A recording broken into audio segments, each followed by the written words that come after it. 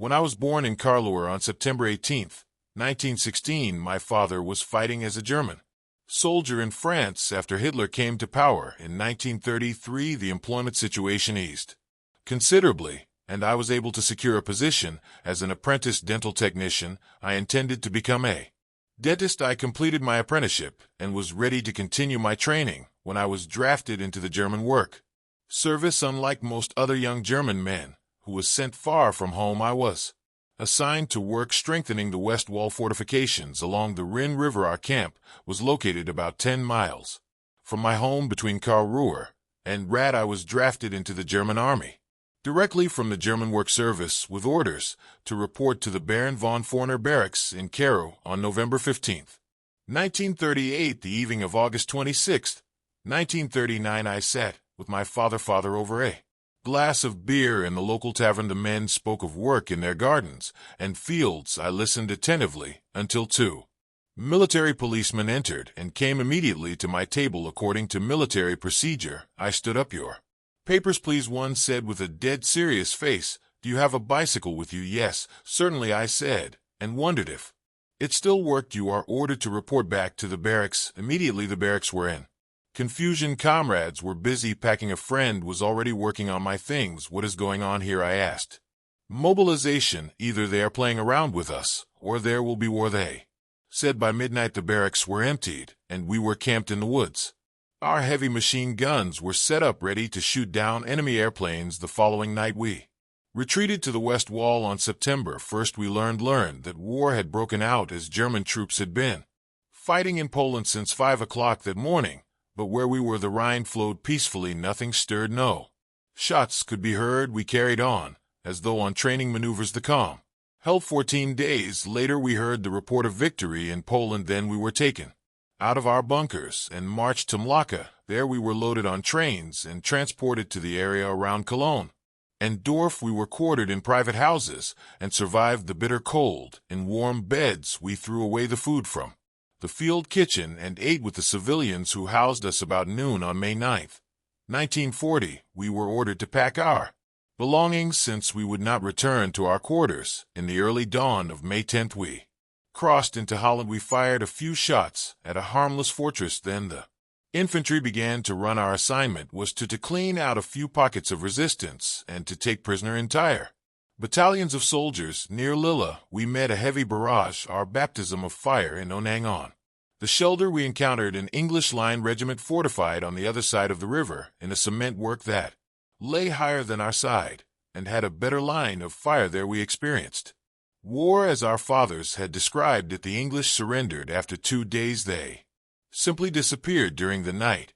We continued our march to the man. We found completely exhausted groups of French soldiers along the road. We did not see the man because we were ordered to stop. It was a ceasefire, and we fell like dead flies into the grass, completely spent. While other German units prepared for the festivities in Paris, we tripped off on good roads north toward Dunkirk after a few days' rest. Then we finally had 14 days of complete rest. The first vacation heirs got ready. I went along with them. The industrious French opened their black market. We had plenty of money. We could not use it at home, but here you could buy everything. A pipe for my father and a nightgown for my mother was enough for me. We really did not need anything, and I was too lazy to carry much around with me and my pack. Around Dunkirk, we swam in the warm ocean, lay in the sand, played cards, and drank French wine. The French refugees returned to their dwellings. We were amazed at their unusual way of life. They lived wonderfully with plentiful food and drink as an occupation force. We were under strict orders not to disturb them. Signs hung on all buildings in French and German that whoever was found guilty of plundering or rape would be shot. Dunkirk was the site of the evacuation of English and French forces from the continent after German armies launched their offensive against France on May 10, 1940, and overran neutral Holland and Belgium, outflanking the Maginot Line. On May 26, English ships began evacuating troops that had been pushed back to the French coast. A total of 338,000, of whom 112,000 were French, were taken across the Channel to England between May 26 and June 5 before German forces reached the northern French port of Dunkirk near the Belgian border and captured the remaining French force of 40,000 men on September 18th, my birthday. The planned invasion of England was abandoned. From then on, German aircraft of all types thundered day and night across the Channel toward England. The air battle had begun. The German army was without work. We were withdrawn back inland 30 miles from the coast. We enjoyed a wonderful winter in the beautiful city of Brugge on Good Friday 1940. The alarm was sounded in the night. Everything was loaded onto trains. My division headed eastward. As we crossed the Holland border back into Germany, we stopped for a moment of silence, then rolled on toward Berlin. From there we continued on day and night toward East Prussia. Our trip ended in Johannesburg. That evening we unloaded and marched onto the Marian Lakes in the vicinity of Seoul. It was uncivilized region. We were quartered in private, straw-roofed houses without any electricity that were bitter cold and filthy. The roads were unpaved. We Germans from the south had no idea what Germany's breadbasket was really like. It was the beginning of a hard time, training in the muddy land where the ground was still partly frozen. During the day all movement was westward, but at night we pushed eastward. Rumors flew wildly. We had signed a non-aggression pact with Russia. We would travel with covered windows through Russia toward Egypt to the Africa Corps, where we would attack the English in Alexandria. From behind, everything possible surfaced, but no mention of an attack on Russia. The evening of June 21st, 1941, we vacated our quarters. The companies separated and marched eastward, then rejoined in the dark woods along the Russian border. Mobilization was underway, and all barrels of our weapons pointed toward the east. The masquerade ended by itself. Without any orders, we knew what was up. At 1 a.m. our leaders were instructed to appear for a battalion meeting. We received mail and could write a few quick lines home. Then the battalion commander rose to his feet calmly. He pulled out a note, and his adjutant held a covered table lamp over it. He read softly, "The war against Russia is ordered by the Führer and will be carried out. 0 hour will be announced. In the field we will see each other early in the afternoon on the other side of the Don, which we are ordered to clear for the tanks. That is all at 3 a.m. Countless airplanes with the Iron Cross on their fuselages began thundering eastward. The war against Russia had begun. We crossed the border silently without any preliminary artillery fire. It took only 10 minutes until the first Russian shots were fired at us. Shortly thereafter, the first dead fell. Then the German artillery opened fire on the earth bunkers in the distance. In less than an hour we had battled down with hand weapons the surrounding resistance. Then we were attacked from behind. Everyone thought that we must turn around in order to clean up our rear. Instead, we had orders to push eastward to take the Tsanger. We reached our goal. The tanks rolled red mercilessly over the Russian infantry, or so it seemed. In reality, the Russians made room for the tanks and then attacked us from behind. This was not France, it was a new Eastern tactic. We reached the bombed city of Lure. The inhabitants came out of their poor huts clothed in rags. They greeted us as friends. They even brought in beer. Our assignment was completed for the moment. We had no new orders. We lay around and observed silently the unkempt residents. Then our field kitchen arrived. We had pea soup with pork. Chaos developed. The people were hungry. We now learned that the Russians had attacked the field kitchens behind us and killed the cooks. This was a new war. Now we had a real enemy. So began the first day of the tragedy. Russia. The land was strewn with dead, wounded, and morally defeated Russians. We could not stop and help the prisoners or wounded in any way. Our orders were to press eastward, mercilessly eastward. When night came, we went to sleep in a woods 20 miles beyond. Later, completely exhausted, we fell into the cool grass.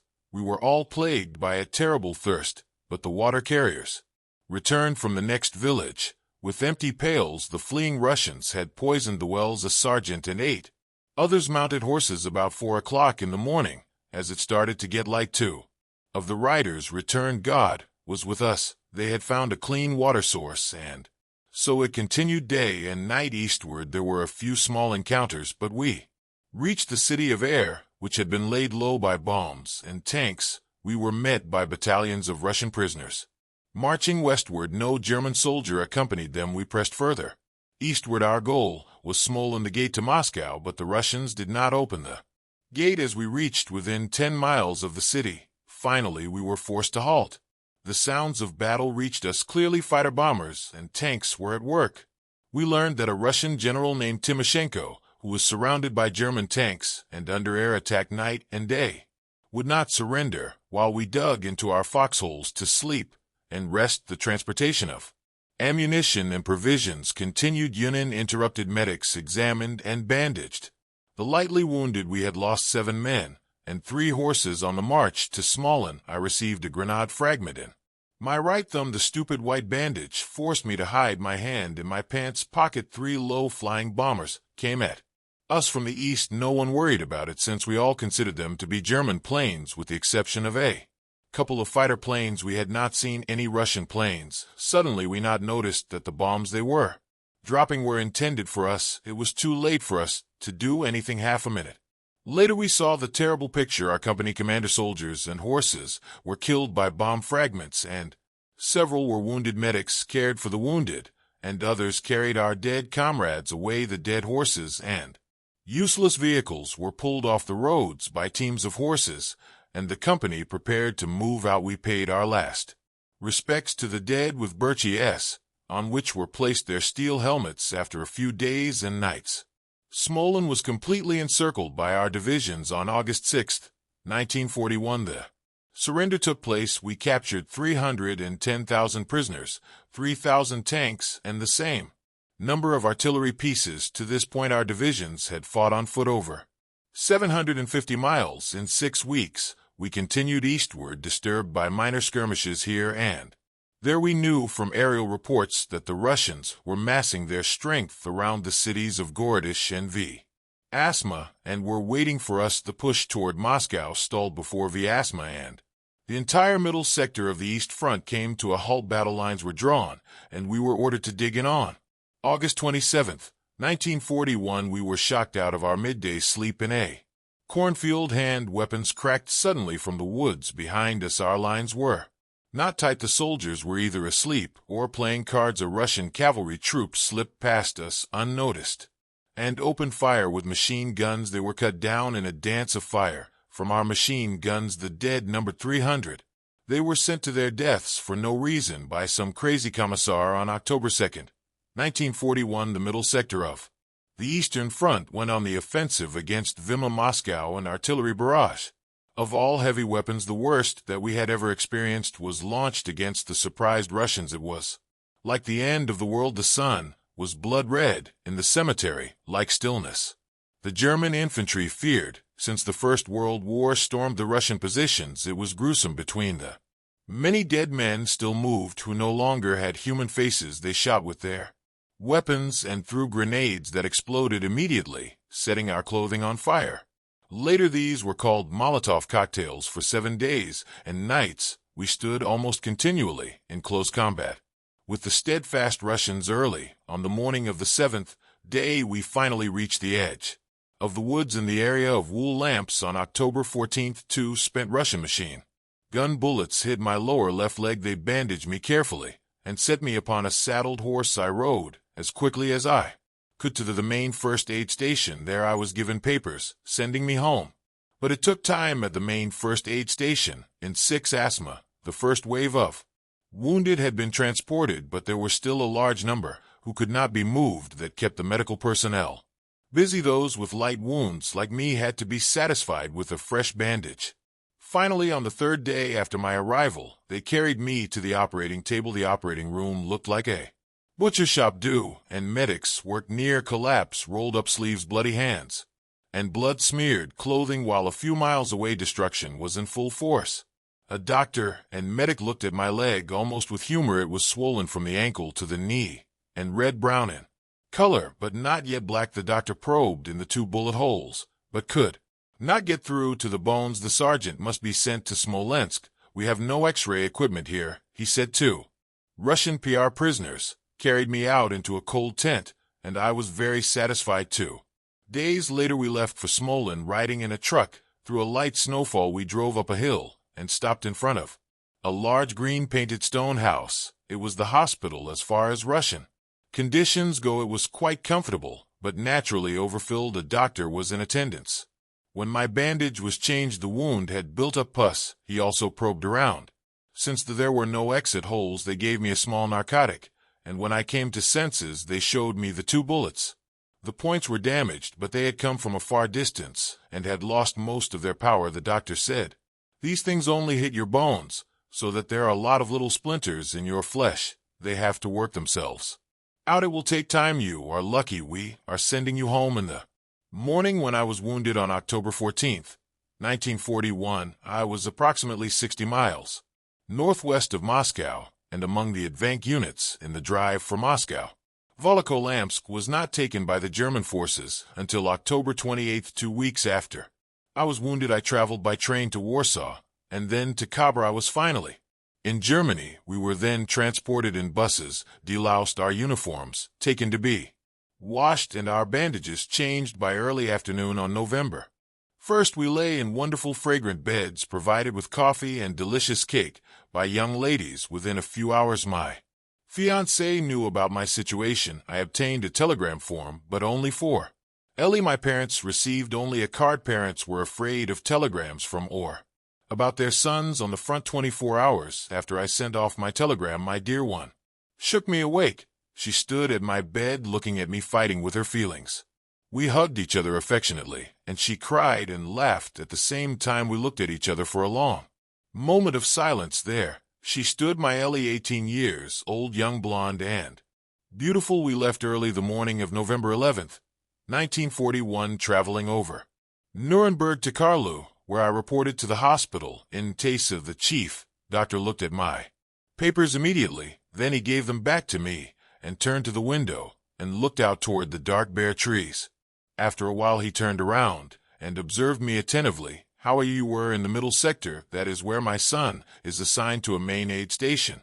It's shitty, isn't it, at a main aid station? He doesn't have much time to think about you, doctor. I know. He just sends a card once in a while. As a young doctor, he always got sick when he had to treat stomach wounds. Were you satisfied with your treatment? Of course, doctor. He forced a laugh and said, especially since they sent you home. You came here with an escort. Walk around the room here. There are little slivers in your leg that will work their way out in time, unless they move into your arteries. But don't worry. We will keep an eye on them with x-rays. When Ellie and I stepped outside, night had fallen. The city was completely dark under considerable cloud cover, but we knew our way very well. We walked hand in hand, even though it was forbidden for soldiers to do so. The 100 yards to the streetcar. To my surprise, the car was full, but there were plenty of seats for wounded soldiers. The streetcar stopped. We had reached the street where Ellie's parents lived in the south part of the city. We embraced and kissed in the dark entryway. And then Ellie rang the doorbell. Her father opened the door and beamed when he saw us. He gave me a big hug like my father. He too was a veteran of World War I. The fiancé of Ellie's 4 sisters and her only brother were all in the army and at posts outside Germany. The girls quietly shook my hand with wet eyes. Ellie's mother said, finally one has come back. We began preparations for our wedding on New Year's Eve. I invited my parents-in-law and Ellie to dinner at a nearby restaurant to celebrate our engagement. Everything was rationed, so dinner consisted mostly of wine and a pièce of S. No rings could be purchased in the shops, so my parents-in-law took the rings off their fingers and put them on ours. It was an unusually generous gesture. They were married shortly before World War I began. It was certainly a good luck piece. I was the second to wear the ring through the battlefields of Europe and return home. We planned to marry in my day. In the meantime, I did my assigned duty with the 109th Replacement Company, where experienced wounded or sick soldiers from the front were used to train new recruits. It was duty like in peacetime. I had duty hours like any normally employed civilian. With our plans to marry in my day, I was certain that nothing would happen before then. However, early in the morning of April 28th, 1942, the duty sergeant woke me with orders to report to the clerk's office. As soon as possible there, I was met by the sergeant major. You are to go immediately to the quartermaster to be issued clothing and equipment to go into the field. Afterward, arrange with your bride to meet you at the city office at noon. You do not need to attend roll call. After the wedding, you are to return to the barracks to march with the others to the railroad station. The train leaves for an unknown destination at 2 p.m. Understand, shortly before 10 o'clock I rang Ellie's doorbell. She was irritated that I visited her during duty hours. I could only say, "I see blue dress ready, we are getting married today at noon." People adjusted to the war. Ellie looked at me, confused, and only said, "And you must leave." She did not cry, but she was so pale that I feared she would collapse. Her mother left us alone in the kitchen. We embraced. Our kisses could not be saved for a later time. Then I had to go and said, "Be at the city hall in plenty of time. Don't forget the papers." "Where is Father?" "In the vineyards. He has the day off." "When does your train leave?" 2 o'clock from track 8. "Please come alone." At the barracks, everyone was busy packing. I reported to the sergeant major that my bride had been told about our wedding. I was going to get something to eat and then travel to the city hall. He said, "That's fine, here or be here promptly at 1:10 p.m. for the march to the station." Only Ellie, her mother, and her sister Anna were at the city hall. The others were still at work. Not knowing about the ceremony, I could not reach my parents. They did not have a telephone. Inside, I felt a miserable anger. Outwardly, I could not let anyone notice. The city official called us to the altar, and suddenly everything was festive. Instead of receiving a Bible, as in earlier days, the city official gave us a copy of Hitler's Mein Kampf. Now Ellie and I were a couple. Only the hard clang of my boot heels still echoed in the stone stairway as we hugged each other with mask-like faces on the street. I only wanted to see Ellie. At the train station on track 8 stood girls' wives and even a few children, but they did not have smiles on their faces. Goodbye is such a horrible word. My wife also stood there in all the confusion. She seemed so lonesome and alone, standing by the train with its open doors, but her face beamed as she told me she was with child. I was happy that she had a large and good family at home, and that she would be well cared for. She would be a good mother for our offspring. We embraced without words.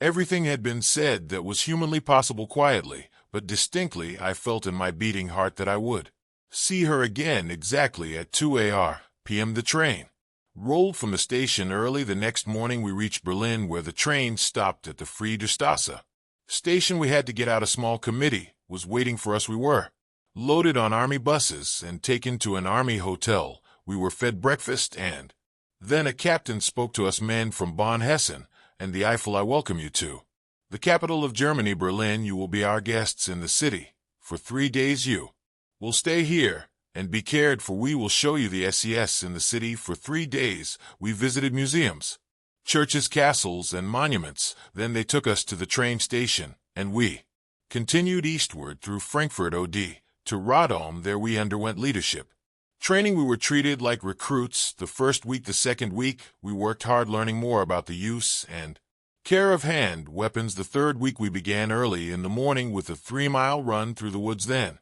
breakfast and training with gas masks in a gas chamber. In the afternoons, we had to write essays. A favorite assigned theme was "Those who will give orders must first learn to obey." Other topics included what is comradeship, what does it mean to be a German, and how does one treat German women and children in view of the future of our people. The subjects were assigned at the beginning of the hour, and each essay had to be at least 4 handwritten pages long. The last week was devoted to tests. After we were released from Rayam, we went by train toward Warsaw. We were amazed at the freshly washed wagons. A wise guy cracked, "Children, don't take any beer to Munich, no owls to Athens, and lice to Russia. We are going home." No one laughed. He was lucky that he was not thrown from the train, but strangely the train went south of Warsaw to Lodz, and then westward. We became restless. The poison stove of rumors cooked on high westward. You could see tears in the eyes of men who seemed so hard. Somewhere we stopped. We smoked anxiously and became silent until someone suddenly opened the door from outside and screamed as though he was crazy. "I have just spoken with a railroad worker. He says our train is going to Breslau." The joy that broke out cannot be described. Home to Germany. In Breslau we learned that the train was going to Dresden. Beyond that, the railroad workers did not know. We stopped in Karlu and got out. No one knew we were home. We were given 3 weeks' leave. Our packs were loaded onto trucks at the train station, and we could go home immediately. We drank a beer together in the inn at the station, and then separated to hurry home. I went by foot. As I turned the corner and stepped into the side street, I saw Ellie Standing on the sidewalk, she was talking with a young woman who was swinging a small child in her arms. The sun lay on their faces, a beautiful sight. Ellie heard my boots clapping and turned toward me, then covered her mouth with her hand. I took it away and kissed her passionately, and immediately I felt how large, with child, she had become. Our apartment was small but beautifully decorated. Ellie's parents had bought part of the kitchen items for us. The living room furniture was used but well built and assembled from relatives. We embraced and were happy. We went to bed early. At night, my right hand rested on Ellie's growing stomach, and from time to time I could feel the odd blows of a being pushing toward the world. Often my sleep was disturbed by dreams that terrorized me awake and made Ellie restless. I smoked many cigarettes in the kitchen to break myself, to try to restore order to things that one cannot control. I went with my wife into locales, drank beer, interrupted the young recruits, sat at the head table with the old World War I fighters, and discussed strategy, answered questions for which there really were no answers, and which bored my wife terribly. Then we would go into a movie and gaze at depictions of the old heroic times that contradicted history. We watched the news reels showing artillery fire from some sector of the front taken well behind the battle lines, since enemy grenades could destroy a camera. After my leave was over, I was assigned to training duty for the 109th Replacement Company, located in the Kaiser Al, just about in the middle of the city. I could go home for lunch. It was a wonderful time, but it came to an end quickly. After a difficult farewell at the train station, we headed east. The 109th Field Regiment needed replacements quickly after a train ride through damnable Russia that seemed to never end. We stopped in Gak. We were instructed that we must get out quickly and lie under the cars. The Russian fighter bombers greeted us with bombs and machine guns, but our anti-aircraft was well placed. We did not have a single wounded man. The front lay about 15 miles northeastward. The march did us good. About 4 o'clock in the afternoon, we were at regiment headquarters. There were hardly any familiar faces. The Eastern Front had stabilized east of Gadget, a city approximately 10 miles west of Moscow, in early 1942, after the Soviet forces launched their Moscow counteroffensive in early December 1941, pushing the German armies back from Moscow to Volokholamsk, where I was wounded on October 14, 1941, and then another 30 m westward. I was assigned to the 4th Machine Gun Company. My company leader was Paul Nagel, whom I had known since 1938. After a short private talk, he sent me with a runner to my position. There I found only 4 grenade launchers. 2 of them were Russian. There were none of the old crowd among the young men. They were all glad that I had experience on the front. The men's weapons were well cared for. The manner in which they carried out their assignments with the launchers was excellent. Each one knew what to do, and exercise with the launchers indicated that the men were in order. I was very satisfied and left them in peace. It was the beginning of September 1940. To a restless but sunny day, I had to continually pay attention to the Russians in the woods. Through my binoculars, there were none to be seen, but they hammered away at us harder than usual with the unpredictable weapons. You could hear when they were fired and when they randomly hit in our woods at 7 p.m. I was relieved. My legs hurt from standing in the hole, and I lay down on my bed. There was hard sausage on my table for dinner, but I was not hungry, and not even thirsty. I slumbered somewhat restlessly. As I awoke, it came to me that I had not tested the grenade launchers. I spoke with the sentries and looked around the area. Then I started to go from the firing position toward the bunker. At that moment, a grenade landed about 10 steps away. I heard the splinters strike a tree. Then I felt the blow above my belt and the left side of my stomach. It was not especially bad, but fear drove me into the bunker. On shaky legs, I sat down carefully on the bench, took off my belt, and noticed that it had a frayed rip on the top side, as though it had been cut by a poor saw. When I opened my field blouse, the guard looked in from the door. He saw the bloody shirt and immediately called for help. I held my bandage on the wound. The medic said, "Let the blood run freely. That will clean the wound. Would you like to lie in bed, or is it more bearable to sit?" I remained sitting. Every movement hurt. The splinter was stuck somewhere inside. When the doctor came, he asked immediately when I had last eaten or drunk anything. Nothing since noon. My supper still lay there. He was obviously happy and said, "You were lucky." Then he took some alcohol from a bottle, cleaned the hole free of blood, and tried to find the splinter with a probe. Then he gave instructions for me to be transported. A gutshot, the most feared, wound among all front soldiers. I hardly felt anything. I was in a trance many miles westward, where perhaps my wife was giving birth to our child. At some point I must have fallen asleep. The wagon stopped somewhere. I heard voices. The foreign body in my stomach made itself painfully known with every movement. In the meantime, a man got in and took my temperature. I asked no questions, and he said nothing. I arrived in Smolin on September 14th. The splinter was in my intestine, just as the field doctor had supposed. I became very mixed up with everything, the medication and A.R. Odik's operation, the concern about the birth of our child, the rumors about partisan activities behind the front, the question about the security of the railroad line. I was sent to the reserve hospital Zau in Germany on October 10th, 1942. At the end of October, I was assigned to a recovery company in Karsu and received leave. I saw my son Ginter, who was born on September 15th, for the first time. It is impossible to describe my feelings in a word. We were happy. After my recovery, I was assigned to the 4th Replacement Company, 109th Regiment, in Stasbur. Once again I trained recruits. I had a nice single room, and there was an excellent cook in the canteen. Later, I found a room for my wife and child in the city. It was a wonderful time. Our Gunter grew in strength. He was healthy and active. Every evening we went for a walk. As a soldier swore, I was not allowed to push the baby carriage, but Ellie was a proud mother at home. Ellie thought about Christmas and worked to knit a new pullover, while I played with our little fellow on the floor until bedtime. Christmas came, and then the new year. You could not help but notice that everyone was sad. The men were away. No friends. The 6th German Army was caught in a doubtful fight in Stalingrad. The whole German people were severely shaken. A glance at the map, and anyone could see the dangerous situation along the entire southeast front, where our troops, in their push to capture the source of Russia's oil in Baku, faced being cut off by the enemy. But the leaders in the Furs headquarters always maintained that now the Russians had nothing more, that they were at the end of their strength. Then we were hit like so many other German families before us. My honored and admired brother August Hoher died in combat aboard his submarine.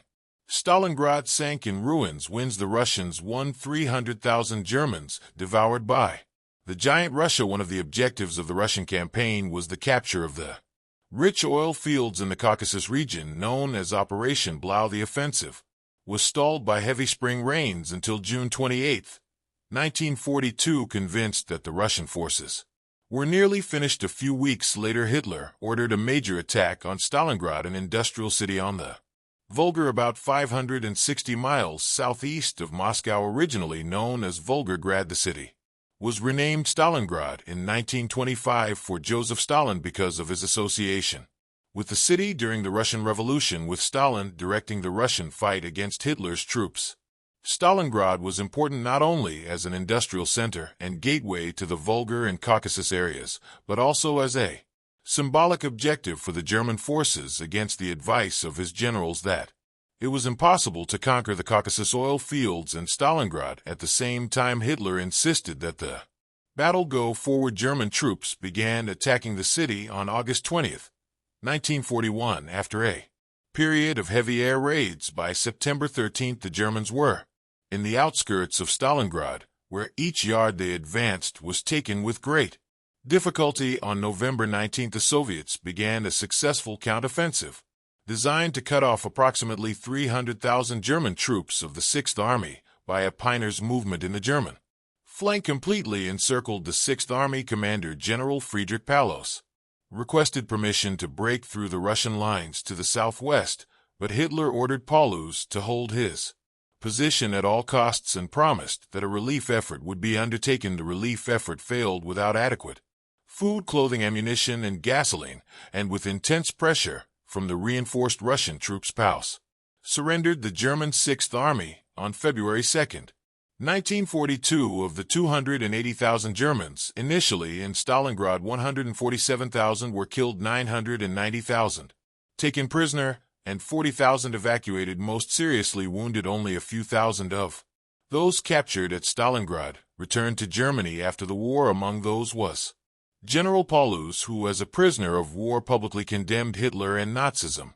Most of the prisoners died by starvation, partly as a consequence of the inhumane treatment of German prisoners of war by the Russians. The defeat at Stalingrad marked the end of the German offensive against Russia. Soviet forces began an effort to push the Germans out of Russia and pursued them all the way to Berlin, which they reached in spring 1945. The siege of Stalingrad occurred as German efforts in North Africa suffered a severe setback when British troops under General Bernard Montgomery defeated German forces at El Alamein in late October to early November 1942. British and American forces also landed along the coast of Morocco and Algeria, and within a few days controlled all of French North Africa to the Tunisian border. The defeats at Stalingrad and in North Africa marked the end of the German advance, which had begun with the invasion of Poland in September 1939. I trained recruits. Often I felt sorry for them, but we had to be hard on them. Iron discipline had to be learned. I remained their comrade. Finally, I knew what they would face. I spent evenings in their room. I concerned myself with their personal worries and troubles. Often those trainers who had not been at the front only had their work plan and training schedule in mind. On December 5th, 1943, nearly everyone was given leave. I had been determined fit for combat still. I enjoyed the leave. My brother Willie was also home from the Cray, where he was commander of the submarine hunter Siegfried on the Black Sea. We celebrated Christmas knowing that soon things would change. I learned from my old comrade Robert Latine that we were going to France. Every German soldier was satisfied with that news. I was especially pleased that all of the 65 recruits assigned to the grenade launcher detachment were men that I had trained. We marched to the railroad station in Strasbourg and were taken by train to the training center at Mustang, a miserable place. It lay on a high plain in the Schwabisch Alb. It was bitter cold. The snow was 3 feet deep. It was a gigantic army camp of only barracks buildings. Italian prisoners of war lounged around the camp begging for food. The poor devils could not help that they had ended up in this situation. We were fed primarily stews and soup, and we could not put any of that in our pockets. To help them, there was plenty of bread, and so they had to be satisfied with that. On January 6, 1944, we began our training. Our young recruits had been soldiers for only 9 weeks. They had been in the work service in the Hitler Youth and were completely adjusted to the war. It was very easy to work with them. Even when we loaded them down with the heaviest weapons, they still laughed and sang with full voice as we marched. It is so wonderful to be a soldier. I learned from Letton that we would be in Mingen for only a short time. Those who could had their wives or parents come for a visit. Naturally, Ellie was soon with me. We had a couple of wonderful days together, and then the train for France stood ready for us in Iraq. Ellie and I were not the only ones who had to say goodbye once again, but we did not have to go to Russia. By contrast, France was a highly cultured European land with everything one could want. The train left on January 15, 1944, crossing the Rhine through Metz and onto Verdun, where the trenches from 1914. 198 earned our attention. The train stopped and was unloaded in Bieux in northern France. Our assigned quarters were in some miserable barns, horse stalls, and sheds, but we were under the leadership of Letton and unbelievable sir. In a nearby village, we found a small castle with a large yard, stalls, rooms, a hall, everything we could have wanted. Without asking, the area commander Luden gave the order to move into the castle. He waved my warning off with his hand, and everything turned out fine. As always in life, the good times did not last long. We were transferred to but we had He found quarters for us in an empty cloer school. In Ka we built fortifications, dug foxholes, and set out so-called Rommel asparagus against air landings by the English after Luden left for his honeymoon. Our division was transferred to S. Malo. Dinnet I was the commander. It was an unbelievably beautiful area. I wrote to my wife that I would like nothing better than for her and Gunn to come to be with me. There was a wonderful castle on the edge of the sea, and the ocean water was delightful. When the sun shone, it looked like paradise. The sky was high and blue, the water green. It was clear to the dumbest private that the Allies would not attack here. There was no possibility for landing boats. Bare broken rocks lay in the water. It did not look like any landing boats with invading soldiers could get a foothold. The defensive positions around Samolodina were ideal.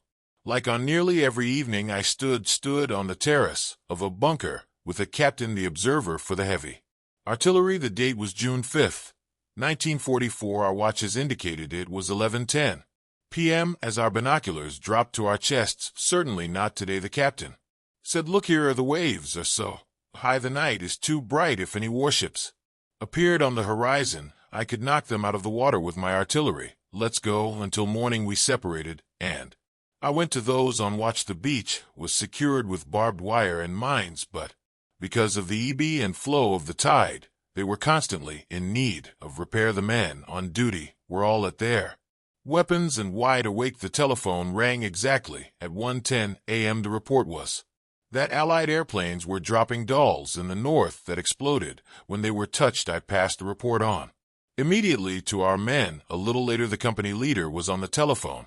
He said quite excitedly, "Horror. Sound battle alert. Immediately complete battle alert. Immediately report when it has been carried out. I do not yet know if it will be serious. Is there anything unusual happening there?" We soon learned that the Allies had landed in Normandy with heavy fighting around Cherbourg and Saint-Malo.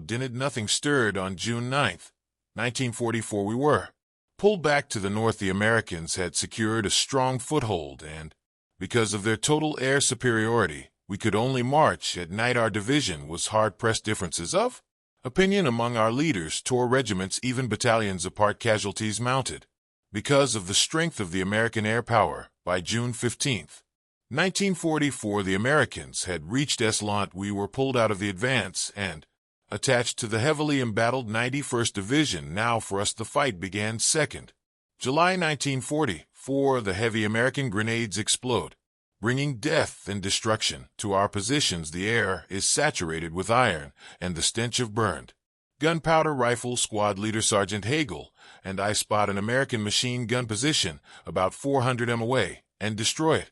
With mortar fire from my unit, the enemy recognizes our observation post and responds with well-aimed fire. We both barely reach a tank ditch before the ruin of revenge plows down on us. I try to establish contact with the fire command using a field telephone, but the box is stubbornly silent. Undoubtedly, the cable has been severed by a grenade.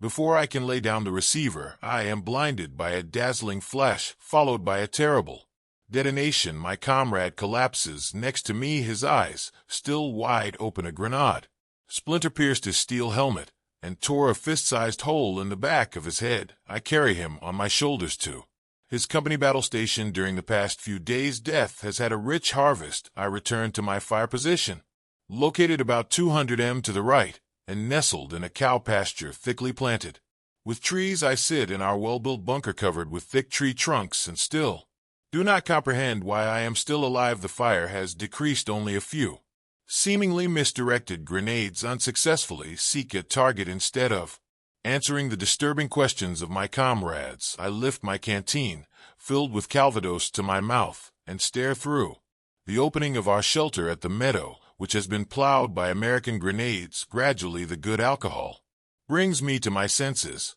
and brings a smile to my face. I turn and look into the young but hard faces of the men. It's okay, you guys. Two of you see that the telephone line is restored immediately. I'll go ahead to the observation post. Keep the telephone receiver occupied and prepare for action. Quickly I rise and walk out of the bunker, not noticing the relieved looks of my comrades, somewhat confused and slightly foggy from the schnapps. I reach the observation post located in the middle of the battalion defense line. Monumental.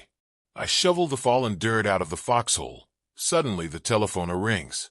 The cabal is in order. Croaks a voice out of the earpiece. Good, I say. Get ammunition to the position as soon as you can and report when you are ready to fire. Have Sergeant Herman get 2 cars moving in order to fill up the reserves. A little later, Molomai messenger kneels over the foxhole. Did anything happen to you? He asks. I was concerned about you. Don't worry about me. I calm him while Myler digs the hole deeper. I search the enemy lines with my glasses. The machine gun position which we destroyed earlier is occupied again. The Americans apparently believe that a grenade will not land twice in the same location. While I watch, an unconcerned soldier drag ammunition into the position. An enemy observation plane comes over us. Mirror has camouflaged the freshly dug earth With a tent canvas, we don't move, because we know from bitter experience that these fellows have damned good eyes. He flies over us, headed south. The moment is right. The telephone rings. Prepare to fire is announced. I take over the receiver. Herman, how many grenades are there in the position? 90. He replies, good. Prepare 20, and report when ready to fire. I order over the wire. My head is empty. In spite of the heat, I feel my cold hands as they put my pistol on the rim of the foxhole. One thought dominates me: an eye for an eye, a tooth for a tooth. That is the law of war. Everything in order, Herman, I whisper into the receiver. Keep that artillery observation airplane in sight. As soon as 20 rounds have been fired, everybody into the bunker. Don't forget the camouflages for the launchers. The Americans will certainly send their iron. Thanks. By return post, work carefully and fire when ready. I observe the enemy position with the field glasses and hear the detonation of the launcher, which drives the grenade out of the barrel toward the target. Before the explosions can be heard, the first fountains of earth shoot up to the sky. Seconds later, the grenades explode with a murderous sound. Almost at the same time, a machine gun from Hagel's platoon concentrates fire on the enemy position. A gruesome picture of raging destruction stands before my eyes. Deadly silence follows the hellish uproar. The enemy position is totally demolished. Nothing moves. The work has been accomplished. At 8 p.m., Sergeant Herman comes to relieve me. We smoke a cigarette in silence. The Americans are keeping quiet. Fire is directed toward the roads and crossings. Twilight lies over the bruised earth as now friends and enemies collect their fallen comrades. Deep in thought, I stumble around the shell holes back into the bunker. It has been damned hot today, but my evening report to the company does not contain any losses. I don't want anything to do with food, my friend. The good French Calvados tastes much better, and I still have 2 canisters in the bunker waiting for their destruction. When the mail arrives, I am no longer in any condition to read the letters from far away Germany. July 3rd, 1844.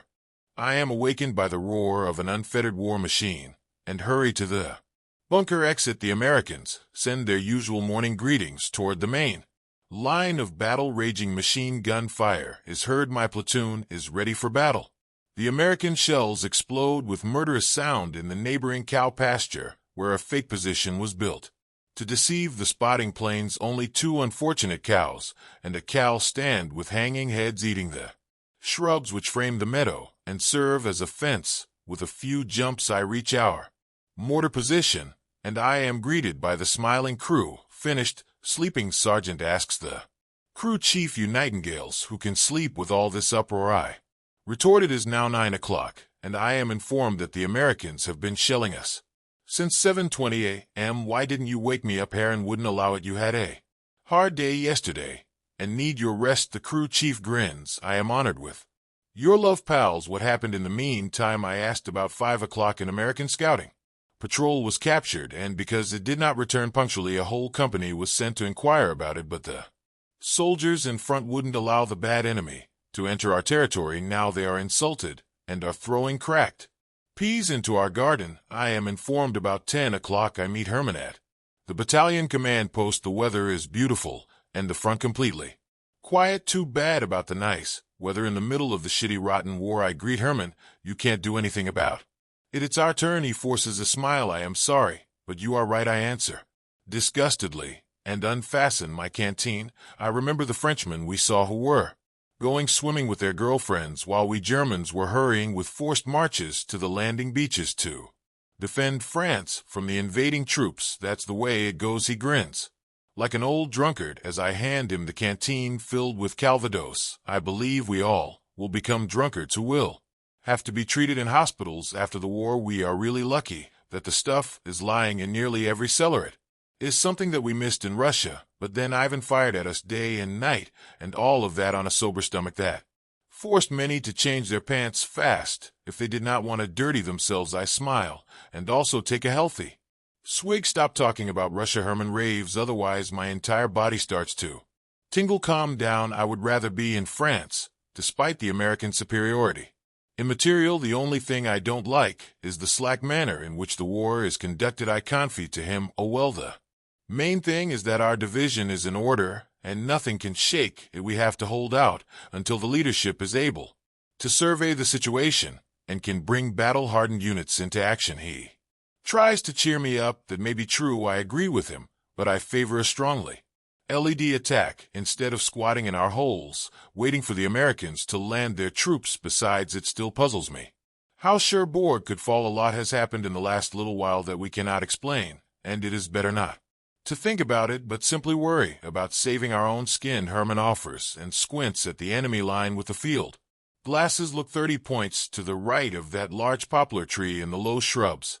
Something is moving. You are right. A group has nestled an anti-tank gun in the shrubs, and that fool over there is just beginning to camouflage it. I lower my voice, measure the distance exactly. Herman, I whisper to him while my hand turns the handle of the telephone. Throw 1 second. Loading in the basic direction. 30 additional degrees. Distance 380. Report when ready. I pass on to our launch position after Herman has found the distance. Hopefully that thing won't fire before our mortars reach it. I whisper again. I never like those things. They are too fast for me. They reach their target before you can hear the shot. I am much more sympathetic to artillery. The howling noise gives you a chance before they kill. Shortly afterward, a loud shot roar. Without the binoculars, I look at the target. An earth fountain rises and falls to the ground about 150 yards short of the target. Immediately, I contact Mort launcher number 2 and change the distance to 100 yards farther, while the well-trained fingers on launcher number 1 extend the distance to 530 yards. Seconds later, 6 grenades leave the barrel of launcher 1. 6 gray-black fountains cover the target, and the distinct cry of at least one seriously wounded man can be heard. The smoke is gone. I clearly recognize the badly camouflaged anti-tank gun. 2 places next to the target are only burned earth. Everything is calm. Satisfied, we light a cigarette and grasp the canteen. Who shoots first and hits the target can live to be quite old. At the front, the sounds of motor engine approach us quickly. The fighter planes are coming with bullets spitting out of all their holes. They chase like wild hunters over the main line of battle. They swing off and now come from the east along the defense line. The detonation of the light bombs and the fire from the weapons on board fill the air as if Judgment Day has arrived after considerable time. The scare is over. Only a single enemy observation plane glides overhead. The medics go to work at 3 p.m. The battalion orders us to prepare everything for a concentrated fire strike against the enemy positions. The specific time is not given. We are to report when our preparation is finished at exactly 4:10 p.m. All hell breaks loose as a huge fire dance over the enemy's line, and back hot steel roars in merciless destruction out of all weapons of the battalion and into the American bridge head on the peninsula of Cotton Town. The infantry, accompanied by light tanks, begin the attack. I have orders to follow with 2 launchers to help watch over the attackers and put down any obstacles that appear. Suddenly the whole front is thrown into motion, as during my first attack at the shelter in Holland, and later with all the attacks in Russia. An ice-cold feeling rises in me. Then the shock and fear of gloom withdraw from me. Using every bit of cover, I move toward the enemy position in the immediate proximity of our battalion leaders. My eaves witness the usual picture of devastation as we breach the enemy without much resistance. A machine gun nest with its dead there. A soldier lies who took a splinter while already in retreat. In the foxholes lie broken cartons of crackers, packs of cigarettes, and chocolate wrapped in gray cardboard. Touched with sympathy, I look at an American whom a grenade splinter penetrated behind the ear, spurring him from life to death. He is at the most 30 years old. A reddish scrubby beard covers his chin. The shirt is unbuttoned, and a thin chain with a small silver cross lies on his hairy chest. The attack rolls on. American prisoners come toward me. Their hair is cut short, and their faces are distorted like masks. One has a naked woman painted on the back of his jacket, another a map of Europe on which Berlin, underlined in white, can clearly be read. 200 yards in front of me, the hand weapons speak a distinct language. Even more prisoners come toward me, but the resistance is stiffening and the attack is coming to a halt. On inquiry, the battalion commander tells me that we do not have a specific goal, but are ordered only to advance in the general direction until we meet stiff resistance and then halt. Our task is to disturb the enemy and to capture men and material. At night we will withdraw and return to the positions from which we started.